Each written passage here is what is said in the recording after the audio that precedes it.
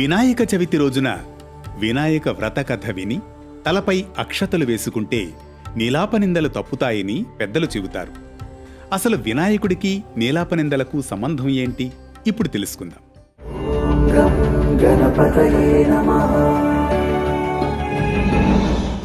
భాద్రపద శుద్ధ చవితి రోజున వినాయకుడికి గణాధిపత్యం కట్టబెట్టాడు శివుడు.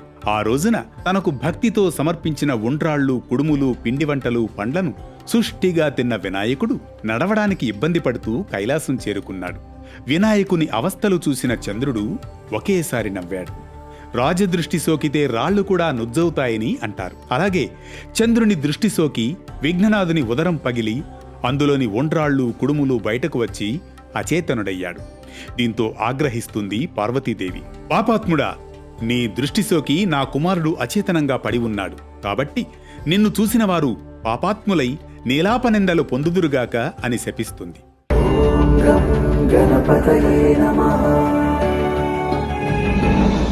పార్వతీదేవి చంద్రుణ్ణి శపించిన సమయంలో సప్త ఋషులు భార్యలతో కలిసి యజ్ఞం చేస్తూ అగ్నిదేవునికి ప్రదక్షిణం చేస్తూ ఉంటారు. అగ్నిదేవుడికి ఋషి పత్నుల మీద మోహం కలుగుతుంది. కాని వాళ్లు శపిస్తారేమో అనే భయంతో అగ్ని క్షీణింపసాగాడు. భర్త కోరిక తెలుసుకున్న స్వాహాదేవి ఋషుల భార్యల రూపంలో అగ్నిదేవుడి దగ్గరకు వెళుతుంది. అయితే అగ్నిదేవుడితో ఉన్నది తమ భార్యలేనని భ్రమపడిన ఋషులు వారిని విడిచిపెట్టారు. శాపగ్రస్తుడైన చంద్రుని చూడడం వల్లనే ఋషుల భార్యలు నీలాపనిందల పాలయ్యారని గ్రహించిన దేవతలు బ్రహ్మదేవునితో కలిసి కైలాసానికి వెళ్లారు. నీవు చంద్రునికి ఇచ్చిన శాపం వల్ల మాకు ఆపద కలిగింది. ఆ శాపాన్ని ఉపసంహరించుకుంటే బావుంటుందని బ్రహ్మ కోరగా అప్పుడు పార్వతీదేవి ఏ రోజున చంద్రుడు విఘ్నేశ్వరుని చూసి నవ్వాడో, అంటే భాద్రపద శుద్ధ చవితి రోజు చంద్రుణ్ణి చూడకూడదని శాపాన్ని సవరిస్తుంది. ఆ రోజు నుంచి అందరూ భాద్రపద శుద్ధ చవితి నాడు చంద్రుణ్ణి చూడకుండా జాగ్రత్తగా ఉంటారు.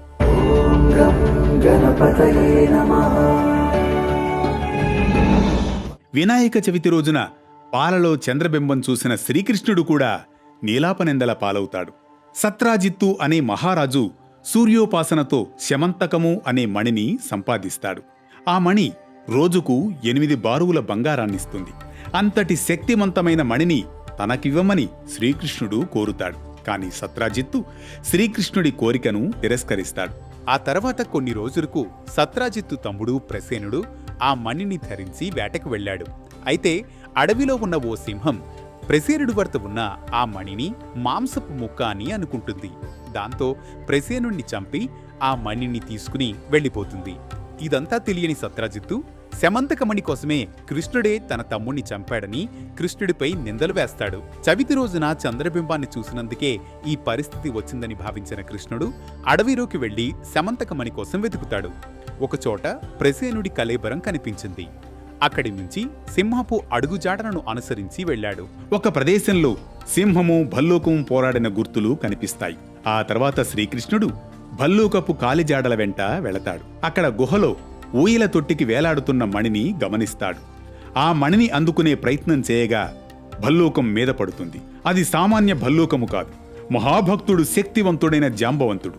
త్రేతాయుగంలో జాంబవంతుని సేవలకు మెచ్చిన శ్రీరామచంద్రుడు ఒక వరం కోరుకొమ్మనగా అవివేకంతో జాంబవంతుడు స్వయంగా శ్రీరాముడితో ద్వంద్వ యుద్ధం కోరాడు. అప్పట్లో నెరవేరని ఆ కోరిక కృష్ణావతారంలో నెరవేరుతుంది. ఏకంగా 28 రోజులు భీకర సమరం తర్వాత భల్లూకం శక్తి క్షీణిస్తుంది. అప్పుడు జాంబవంతుడు శ్రీకృష్ణుడి ముందు ప్రణమిల్లి తన కుమార్తె జాంబవతితో పాటు శమంతకమణి అప్పగించి కర్మబంధ విముక్తి పొందుతాడు. శ్రీకృష్ణుడు మణిని తీసుకెళ్లి సత్రాజిత్తుకిచ్చి జరిగిన విషయం తెలియజేస్తాడు. పశ్చాత్తాపం చెందిన సత్రాజిత్తు మణితో సహా తన కుమార్తె అయిన సత్యభామను శ్రీకృష్ణునికిచ్చి వివాహం చేస్తాడు. ధర్మజ్ఞుడగు శ్రీకృష్ణుడు మణిని నిరాకరించి సత్యభామను స్వీకరిస్తాడు. వినాయక చవితి రోజున చంద్రబింబం చూసినందుకు శ్రీకృష్ణుడంతటి వాడికే నీలాపనిందలు తప్పలేదు. అందువల్ల భాద్రపద శుద్ధ చవితి రోజున వినాయకుని యథాశక్తిగా పూజించి శమంతకమణి కథను చదివి విని మంత్రహీనం క్రియాహీనం భక్తిహీనం గణాధిప యత్పూజితం మహాదేవ పరిపూర్ణం తదస్తతే అనే మంత్రాన్ని జపించి అక్షతలు శిరస్సుపై వేసుకుంటే నీలాపనిందలు తప్పుతాయని భక్తుల విశ్వాసం. ఆ తర్వాత వినాయకుడి ముందు 10 గుంజిళ్లు తీసి మొక్కుకుంటే సకల విఘ్నాలు తొలగిపోతాయి. ఏకదంతాయ వక్రతుండాయ धीमहि गजेशानाय भालचन्द्राय श्रीगणेशाय धीमहि। వేటు న్యూస్ యూజర్లందరికీ వినాయక చవితి శుభాకాంక్షలు. గణపతయే నమః.